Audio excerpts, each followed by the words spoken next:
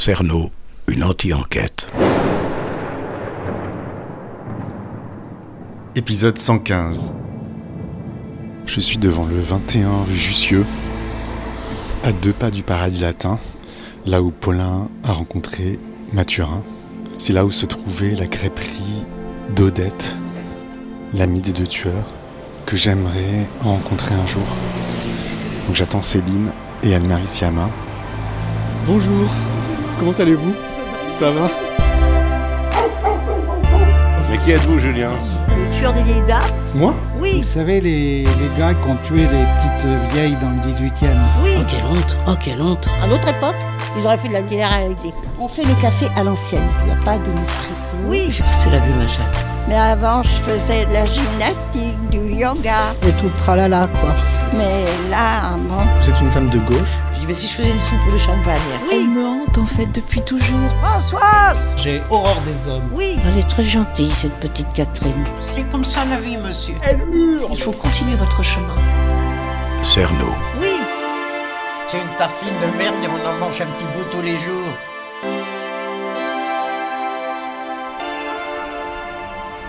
« 3, 2, 1.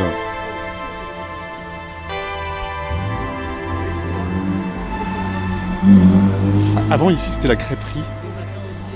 Anne-Marie, vous connaissiez cet endroit? Alors non, parce que nous, on restait vraiment du côté du paradis. Oui. On s'écartait pas trop, quoi. Bon, ici, c'était la crêperie où Thierry Paulin allait, c'était sa mère de substitution. Okay. Et la personne que je viens de rencontrer me dit « Ah oui, j'ai connu une propriétaire, il la connaît en fait. » Donc voilà, c'est fou. Forcément, le quartier. Le quartier. Ça va, vous? Ça va. Oui, Je suis content de vous rencontrer. mais moi aussi. Vous ressemblez, hein? Oui. On nous le dit. C'est vrai, on vous le dit, oui. Bon, elle m'a déjà parlé de vous. Je ne sais pas ce qu'elle a raconté, mais c'est pas grave. Mais en même temps, ça me touche beaucoup. Ouais. Elle me connaît, elle connaît mes doutes, donc ça me touche. Vous avez des doutes? Oh, beaucoup. Beaucoup sur moi, beaucoup. Malgré mon âge, ça n'empêche pas. Vous avez quel âge? 66. Elle s'allume une clope. Et je vais m'allumer une clope aussi. Ah, vous fumez aussi? Elle m'a appris à fumer. Non, c'est pas vrai. Non, c'est pas vrai, parce que comme ça, elle m'a fait la guerre pendant des années quand je fumais, elle fumait pas. Le comble. T'as gagné cette guerre, félicitations.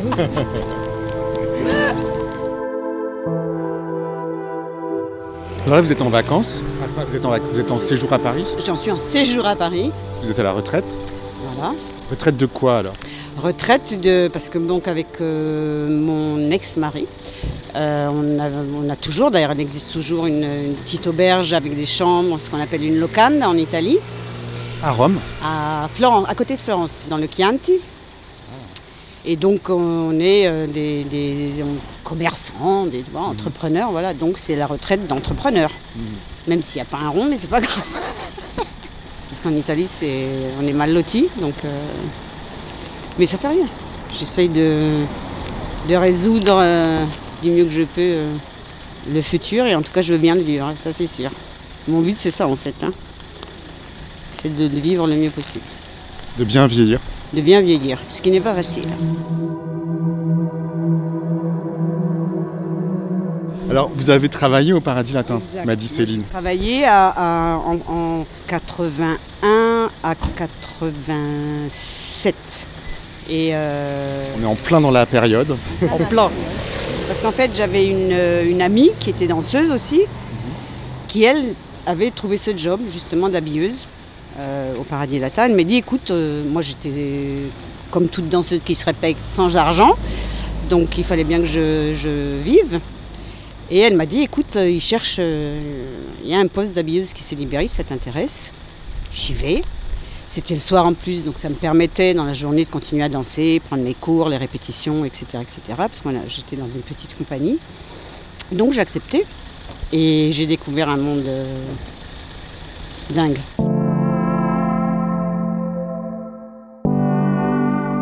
Je me suis permis de te tutoyer, mais Oui.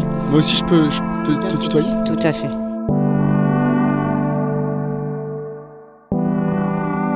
Donc là, ça fait combien de temps en fait que tu n'y es pas retournée, Anne-Marie? Moi je suis partie en Italie fin 95. Ouais. Ah là là. 91, Donc il y a 30 ans quoi, on va dire. Oui, c'est ça. Ok. C'est ça. Ouais, c'est gentil en tout cas de m'accompagner. Je te suis parce que c'est dans cette rue là-bas, non? Absolument. Ouais. On traverse là. Oui, c'est vert. Tu vois, là, il y avait une charcuterie traiteur. Et c'était là que je venais m'acheter ma fameuse part de flan qui était ma nourriture à l'époque. Et là, c'était c'était le Royal Jussieu ici, non? Voilà, et on venait là. Maintenant, ça s'appelle Cosmo. Voilà. Nous, on venait là, si on arrivait un petit peu trop tôt. C'est un bar, ouais, un café. On venait là, boire un verre, et puis après, on allait bosser. Bon, on est devant, c'est rouge. Ouais, bah c'est pareil. Nous, on rentrait par là. Il y a une moquette rouge. Là, on va rentrer, je pense, non? Tu finis ta cigarette, peut-être? Ça te fait quoi d'être là? Ça me paraît pas si loin et ça me paraît très, très, très loin. Il s'est passé tellement de choses depuis. Ça, c'est un peu la vie, quoi. Ouais. Mais je maintiens dans le fait que ça a été un moment important de ma vie.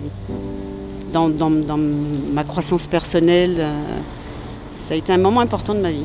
Toi, t'es née en Italie, alors? Non, moi, je suis née à Pontoise. Dans une famille italienne? Dans une famille italienne, d'origine italienne, tout à fait. Et puis, j'avais commencé mes études de langue et civilisation chinoise. Et c'est là où j'ai eu la confirmation que ce que je devais faire, c'était danser. Danser? Moi, j'ai toujours voulu danser, mais je me freinais. Je disais non, c'est peut-être pas un monde qui est pour moi, comment j'étais foutue dans ma tête, etc. Et en fait, j'ai dit non, c'est ça qu'il faut que je fasse. Il n'y a rien d'autre qui me plaît plus que ça. Et donc, je me suis lancée toute seule là-dedans. D'où le fait qu'il a fallu que je travaille pour pouvoir gagner ma vie, etc. etc. J'ai fait de tout avant de travailler. Ça a été mon premier vrai salaire. Paradis Latin. Tu gagnais combien? À l'époque, je crois que ça devait être dans les 3000 francs. Ça fait 450 €? C'est ça. Ouais, mais c'était beaucoup à l'époque. Ouais. C'était un gros salaire. C'était un gros salaire.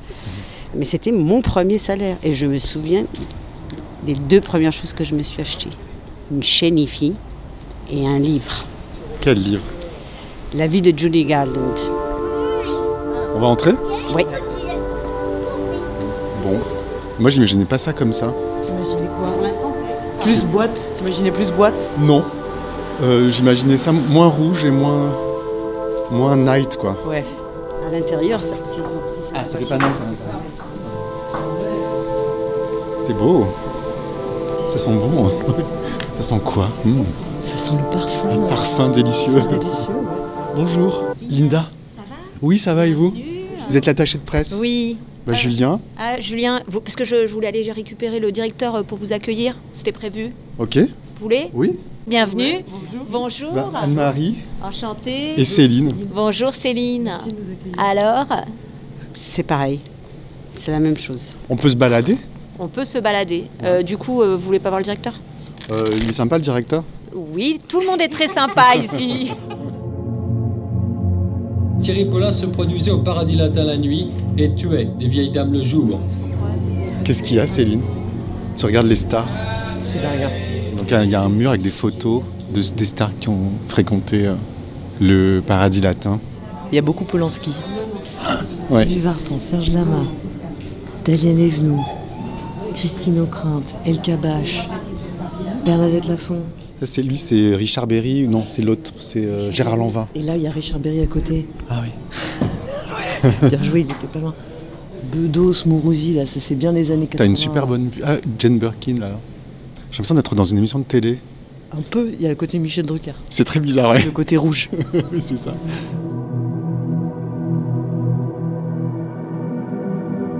T'as des souvenirs de Thierry Paulin? Alors, j'en ai, mais liés au travail. C'est tout. J'avais pas du tout de rapport en dehors du Paradis Latin. Mais au niveau du service, etc. Et justement, je disais à Céline, je me souviens qu'on allait de temps en temps, à l'époque où on pouvait encore fumer, dans les lieux fermés, qu'on montait sur le balcon qui est en haut, là, pour faire la pause, et on fumait. Et au départ, je pensais que c'était avec Thierry Paulin, et en fait, je pense que c'était Jean-Thierry Mathurin. Tu les as connus tous les deux? Ouais. Et ils faisaient quoi ici? T'as un souvenir précis ou flou? Le service. Ouais. Ils n'étaient pas sur scène. Alors, il y avait Joséphine principalement, qui était l'autre Thierry. Donc Joséphine, c'était un danseur du Paradis Latin. Ouais. Et Mathurin, d'ailleurs, a été arrêté chez Joséphine. Ouais. Tu l'as connu? Très bien. On s'entendait super bien avec Joséphine. Ça me donne des frissons. Ouais, on s'entendait. Moi, je la vois encore. Je te montrerai où est-ce qu'elle était sa loge. Mais je la vois encore. C'est très net dans ma tête où elle était, où elle se maquillait. Et avec elle, on rigolait vachement. Truc de dingue. Ah, il y a le directeur qui arrive. Enchanté Stéphane, je suis le directeur d'exploitation du Paradis Latin. Ça va Stéphane? Bienvenue, en pleine forme. Merci, vous avez l'air. Ouais. Céline. Enchanté Stéphane. Anne-Marie. C'est vous qui avez œuvré au Paradis Latin? J'ai l'impression d'être une vedette. Mais j'adore, c'est génial. C'est une archive. Super. Vous savez combien de temps Stéphane? Moi? Oui. Je vous le dis? Oui. Demain, 1 an, ma première bougie. Oh là là, mon Dieu, c'est énorme. Et vous avez travaillé pendant combien d'années? J'ai travaillé avec des allées et venues de 80 à 87. Donc au niveau de l'habillage? Au niveau de l'habillage et des costumes. Non, c'était... On a la chance de faire un métier où on vend du bonheur, on vend du plaisir, on vend de la paillette. Et c'est vrai que, comme on dit, tous les gens, quand ils sortent de ce spectacle... Comme on dit, ils ont tous la banane et c'est ça qui est super agréable. Ça fait tellement plaisir de voir tous ces gens heureux quand ils sortent. Et vous? Ben moi aussi, regardez. La banane. On va faire une petite visite? Ouais. Ben merci, à bientôt alors. Merci. Donc on est dans un petit salon tout doré avec des mosaïques. Il y en a une qui représente un tigre. Et on a vue sur la Seine. Céline, comment tu peux décrire avec ton œil de cinéaste? Alors c'est une salle qui visuellement n'a pas l'air si grande. Elle est dans une forme rectangulaire, pentagonale. Et la salle, en fait, elle est très sombre, la salle. Tous les murs sont noirs et les plafonds aussi, ils sont réfléchissants. Laqués. Et du coup, on a une sensation d'espace assez brouillé. C'est très profond, très noir. Et puis, il y a des touches de lumière avec des petits lustres. Et puis, il y a du rouge. L'assise des sièges qui sont noirs et rouges. Le sol est noir. Et il y a des miroirs et des banquettes rouges. C'est un peu intemporel. Complètement. C'est un peu hors époque et aussi, c'est pas si parisien. Mais j'y connais rien en même temps au cabaret, moi. C'est beau, hein? Ouais, c'est très beau. Tu reconnais Anne-Marie? Totalement. Donc là, on surplombe cette salle. Est-ce qu'on parlait de Paulin tout à l'heure? Est-ce que tu as un souvenir de lui dans cette salle ou pas? Tu sais, il y avait quand même pas mal de serveurs. Ils avaient chacun leur rang. Et donc, si tu les voyais circuler. Puis nous, on avait accès à la salle que au fameux moment où j'allais fumer ma cigarette pendant la pause. Sinon, tu n'avais pas accès à la salle. Une fois que toi, tu étais rentré, tu ne pouvais plus y avoir accès. Ici? Ouais.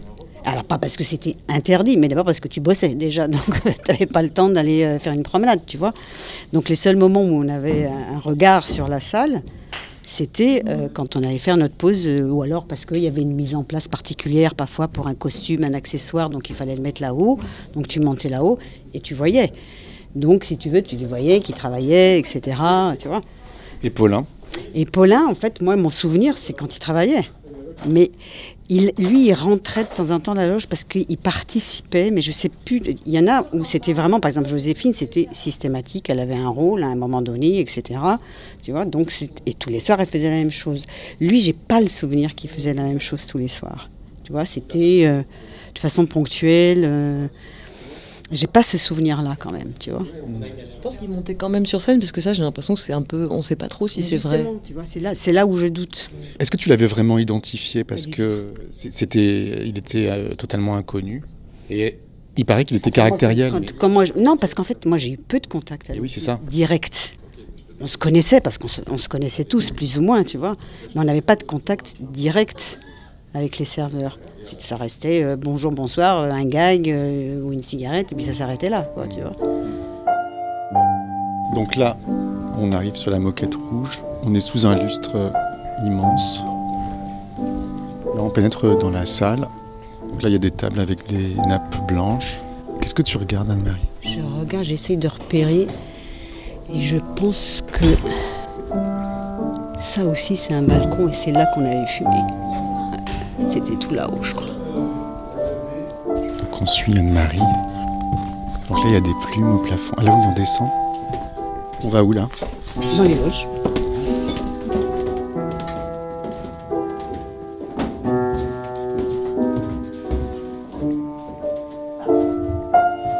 Tous les garçons à l'époque, ils étaient là et les filles étaient là. Là, il y avait la loge de la chanteuse, ici. Ça va Céline? Je suis émerveillée. La loge de la meneuse. Pourquoi? Moi, je crois que j'aime les coulisses en général. Et puis, le temps s'est arrêté un peu ici, il faut le dire. Oui, c'est ça. Ouais. Là, c'est vraiment... On a l'impression que même les têtes polystyrène pour poser les perruques, elles sont d'époque. Paulin a dû les voir déjà avant nous. Il y a vraiment une rangée, un très très long miroir comme ça. On peut vraiment imaginer tout le monde qui se prépare. Il y a tout un imaginaire que moi, j'avoue, Mais je me souviens d'être venue dans la coulisse, donc c'est aussi peut-être... Tu te souviens d'être venue ici? Oui, peut-être que j'ai exactement la même tête que celle que j'avais à l'époque. Ouais. Oui, je me souviens d'être allée dans la coulisse, ça, je m'en souviens bien, parce que je me souviens même d'avoir vu les comédiens et comédiennes... se préparer. Ouais, se changer après, en fait, revenir au civil. D'accord. C'est quoi ici? C'est en fait là où... C'est la loge des habilleuses. Ah, c'était là. Bien que peut-être... Ah non, mais il n'y avait pas tout ça. Il n'y avait pas quoi? C'était pas aussi organisé. Mais c'était cette pièce dans laquelle tu travaillais? Je crois sur la dernière année. Quand on venait, donc les 3 heures avant le spectacle, on faisait les retouches, c'est ce qu'elles sont en train de faire. On refaisait les résilles, donc à la main. D'accord. Un boulot de dingue. Hein. Et la loge de Joséphine. Et la loge de Joséphine, c'est là, au fond. C'était là. La dernière chaise, là. Ça, c'est la loge de Joséphine. Ok. Ah oui, alors là, pour le coup, c'est... On ne sait pas dans quelle année on est, quoi. C'est une petite chaise avec un petit miroir qui est sans doute d'époque, en fait. Ça contraste avec le luxe de la salle. Hein. Ça le rend plus humain. Ah oui. C'est-à-dire le contraste entre le devant de la scène et derrière la scène. C'est-à-dire qu'en même temps, quand on dit de donner de la joie, etc., mais les clients, ils ne savent pas que des fois, ça s'engueule derrière. Et les gens de l'autre côté, ils ne savent pas, quoi. C'est génial. Et ça vient d'où ces tensions? C'est les artistes? Non, parce qu'ils ont leur vie aussi, tu vois. Il suffit qu'ils aient un souci, un machin, et que donc ils sont moins bien, moins prêts à, tu vois, plus influencés par un événement. Et ça ne doit pas se voir. Et ça ne doit pas se voir. Mais c'est ça que quand on participe c'est toujours c'est un peu la même chose pour le cinéma, mais que globalement, quand tu participes à la fabrication d'une illusion, moi c'est pour ça que je trouve les coulisses belles comme lieu où tu peux comprendre ce que c'est que de fabriquer de la fiction en général, en fait. Et je crois que des lieux comme ça, ils ont cette vibration-là. Mais tu sens ça? Ouais. Tu sens les choix aussi. Tu aimes être ici? Moi, j'aime être ici, puis j'aime tu vois, c'est ça, j'aime sentir que c'est un travail, quoi. C'est un travail et que se dire que tous les soirs, tu vas revenir dans cette énergie, moi j'ai beaucoup d'admiration pour ça. La fabrication d'une illusion. La fabrication d'une illusion.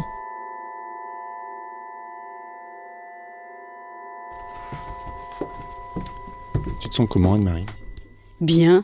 Ah oui? Ouais. Ça te fait du bien de venir? Ouais. J'aime bien parce qu'en fait, c'est des bons souvenirs. Puis moi, je te dis, j'ai pas un caractère, nostalgie, machin, qui se morfond sur le passé. Pas du tout. T'as quel caractère? Moi, je suis quelqu'un qui est assez optimiste et qui regarde toujours devant. Jamais derrière? Ça m'arrive, hein, c'est pas que... Tu vois, mais moi, j'ai une tendance à vouloir avancer, en fait. Moi, je veux pas aller vers le passé. Bah là, je te ramène dans le passé aujourd'hui. Mais quand je dis pas revenir dans le passé, c'est pour m'y accrocher. J'y reviens dans le passé pour, tu vois, avoir un souvenir, se rappeler... faire le point éventuellement sur une période de ta vie, de dire, tu vois, et analyser, mais pas du tout dans le sens du regret. Voilà. Ça, c'est parce que c'est un sentiment que tu connais pas ou que tu veux pas regretter ou... J'ai regretté, mais j'ai appris à pas regretter. Ça te fait pas avancer, et puis ça sert à rien. Donc, mais j'ai appris, hein, c'est même très récent. Très très récent, justement par rapport à la danse où pendant des années je disais j'aurais jamais dû arrêter, et en fait maintenant je dis j'ai arrêté et puis ça m'empêche pas de recommencer. Il faut bien arrêter un jour la danse. Oui, mais là c'était un arrêt pas du fait de l'âge ou quoi que ce soit, c'était un choix de vie différent que je faisais en allant justement, en partant en Italie, etc. En devenant aubergiste. Voilà. Et donc là oui, le regret, ça il m'a... Mais c'est-à-dire que tu as tourné le dos à À ce monde-là, quoi. Ce qui était à moi, en fait. Ce qui était moi, c'est même pas à moi, c'est ce qui était moi. Mais pourquoi tu l'as fait? Pourquoi t'es partie en Italie? En Italie. Parce que j'aimais quelqu'un. Ah, par amour, pour un homme. Ouais. Donc parce que t'as eu ta carrière de danseuse. Brève, mais oui. Et après, t'as rencontré un homme. Voilà. Et tu l'as suivi en Italie. Voilà.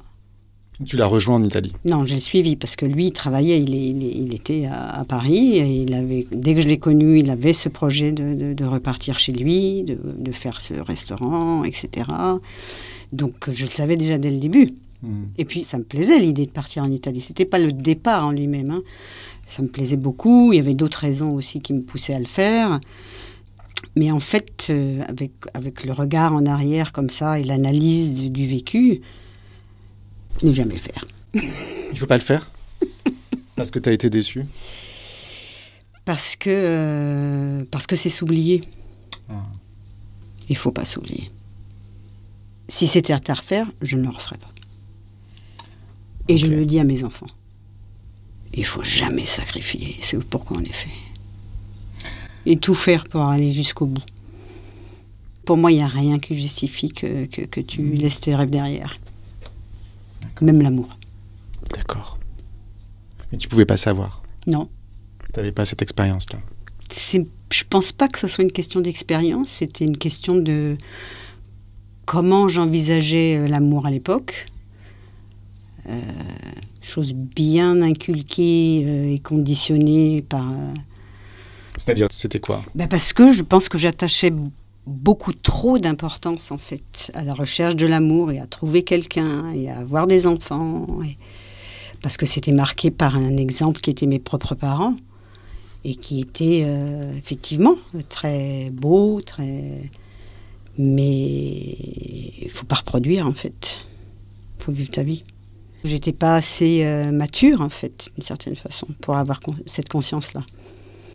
Mais bon, ça c'est la vie, c'est le cheminement de chacun. Il y en a qui le réalisent vite, il y en a qui le réalisent jamais, il y en a qui ça leur convient. Et donc moi je l'ai réalisé très vite, mais à chaque fois je disais non, je continue jusqu'au jour où j'ai dit je continue pas. C'est-à-dire il y a 4 ans au niveau de la prise de conscience et il y a 1 an où je suis partie. Tu l'as quitté? Donc ça a mis du temps. Et comment ça va aujourd'hui? Ça va. C'est pas facile, j'imagine. Pas facile, voilà. C'est pas facile, mais je tiens bon. Mais c'est sûr, c'est pas facile. Changer de vie à 66 ans, c'est pas facile. Mais je suis déterminée.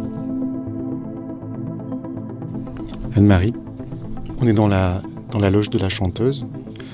On est devant un miroir. Tu veux que je me regarde? Oui. Tu me demandes un truc, c'est une torture. De te regarder? Oui. Pourquoi? Parce que je ne me supporte pas. Tu n'aimes pas ton visage? C'est pas que j'aime pas mon visage, c'est que je me vois vieillir. C'est pas facile. Ah oui. Non, j'ai du mal.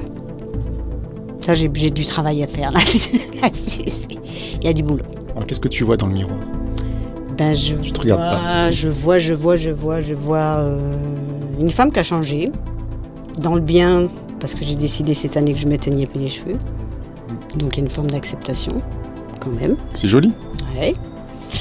Dans le mal, parce que je vois la vieillesse, les rides et tout ça, quoi. C'est si mal que ça? C'est si mal, c'est pas tellement une question d'esthétique, mais c'est l'avancée inexorable, quoi, tu vois. C'est une acceptation, en fait, tu vois, que tu vas vers la fin aussi. Toi, tu voudrais vivre? Ah ouais. Ça, c'est sûr. Comment tu la vois, toi, ta tante Céline? Moi, je la vois... Elle est super belle. Et pour moi, surtout, moi, je trouve pas qu'elle ait changé. Non, pour moi, moi, j'ai envie de vieillir comme ça. Moi, j'ai la chance d'avoir justement des femmes plus âgées dans ma vie qui me donnent envie de vieillir. C'est extrêmement rassurant. Ces doutes peuvent être rassurants aussi, parce qu'il y a un côté... elle se perçoit pas tout à fait comme elle est, et ça aussi, c'est rassurant pour le futur, parce que ça veut dire qu'on peut continuer à être un peu à côté de la plaque vis-à-vis de soi-même. Ça, pour moi, ça c'est un signe de jeunesse, en fait, aussi, quelque part, de pas... Oui, c'est bon. Comment on s'imagine... Non, moi j'apprends et oui, j'estime que c'est une relation d'inspiration mutuelle. Hein. Tout à fait. Mais c'est vrai que moi j'ai la chance de me dire ok, waouh, quand je regarde ma grand-mère, ma tante, moi je suis plutôt sereine sur le futur, quoi. Elle a des yeux clairs, vous avez un peu les mêmes yeux. Ouais, on n'a pas tout à fait le même bleu. Non. Elle a vraiment la couleur des yeux de maman. Toi, t'as des yeux bleu, vert gris. Voilà, vert gris un peu. Toi aussi, t'as les yeux bleus. Oui, moi aussi.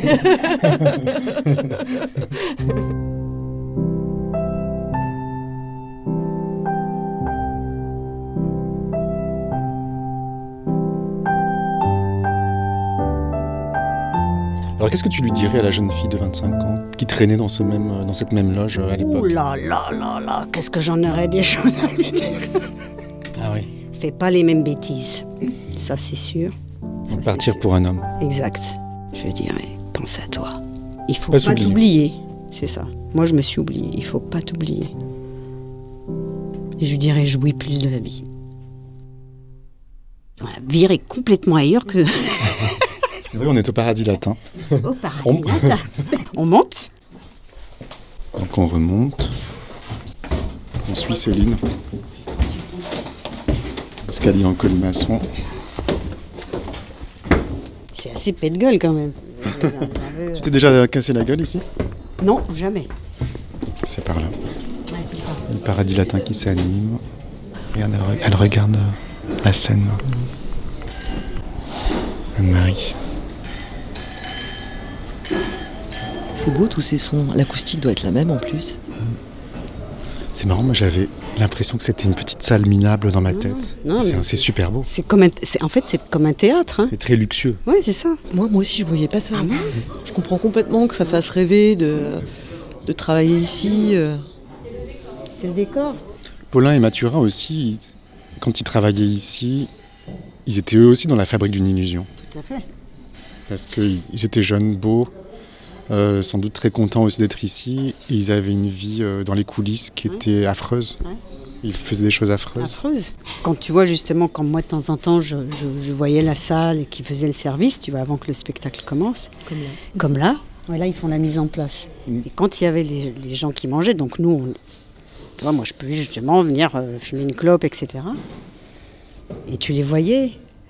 C'était du spectacle aussi, parce que même le service est un spectacle. Il y a une exagération dans le service, tu vois, c'est pas un simple service de restauration, c'est du spectacle aussi. Donc moi je les voyais être comme ça, tous les deux. Bonjour. Ça c'est les cuisines. 500 couverts. Nicolas est pas là? Qu'est-ce qu'on mange ici? Eh bien, la carte est signée Guy Savoie, monsieur. Alors, au Paradis Latin, on mange du foie gras, ou bien du tourteau avocat fine gelée de crustacés, ou un œuf cocotte châtaigne émulsion truffée. En plat, c'est soit un dos de cabillaud au citron vert, voilà, je m'arrêterai là, médaillon de l'Aude façon côtrière et légumes de saison, ou le Paradis Wellington servi saignant. En dessert, le citron, l'infiniment citron par Pierre Hermé, ou l'infiniment chocolat par Pierre Hermé. Champagne, rouge ou blanc. Voilà. Toi, t'es allé en cuisine ou pas? Non. Là, on est sur le trajet de Paulin et Mathurin. Ouais. Ça, c'est la coulisse. Ça, c'est la coulisse de Paulin. La sortie est par là. En tout cas, je comprends qu'en tant que jeune homme qui veut faire du spectacle, tu déboules ici, tu travailles ici. T'y es? Ouais. T'y es. C'est pas comme être serveur dans un bar où il y a une énergie, un truc où tu te dis... Ça devait pas être rien de bosser ici, ouais. La nuit et la drogue sont leur univers, une vie dissolue pour oublier leur propre solitude et leur propre dérive. Bon, merci beaucoup. De rien, c'était un grand plaisir. Puis tu m'as donné l'opportunité de revenir sur le lieu. Ouais, je serais jamais revenue, en fait. Moi, je savais que je viendrais un jour, mais je savais pas que ce serait avec vous. Ouais, c'est ça. Ouais. Merci, dis donc, de nous avoir choisis.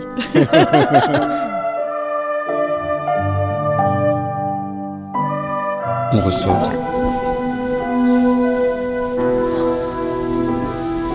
Céline se roule une cigarette. Anne-Marie aussi.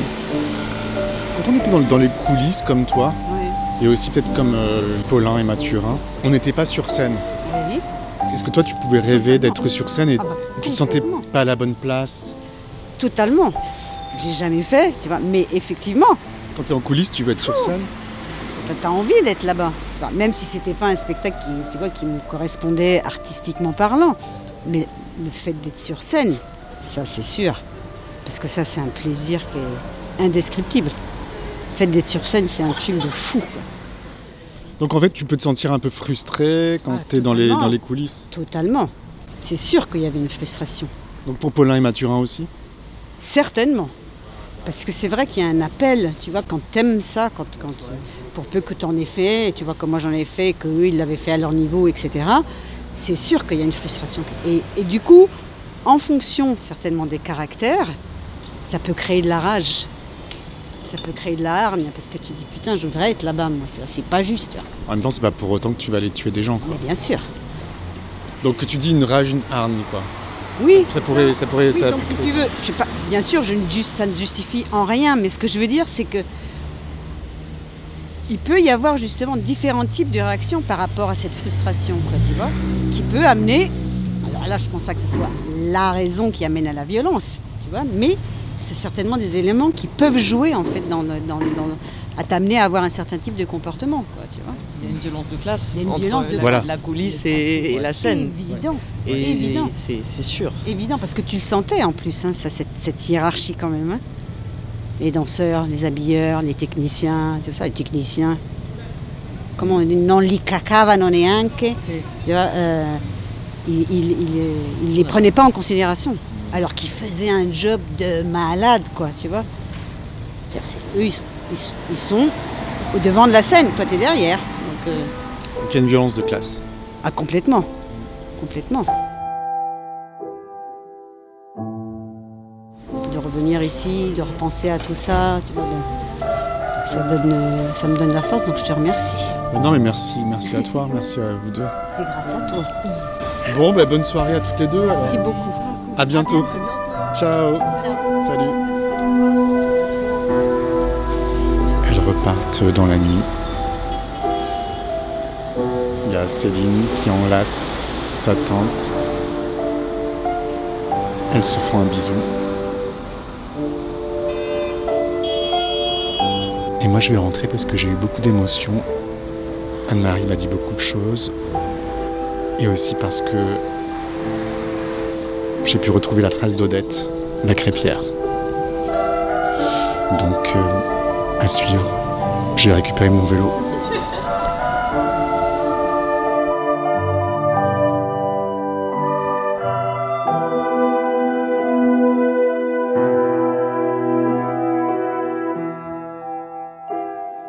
À suivre.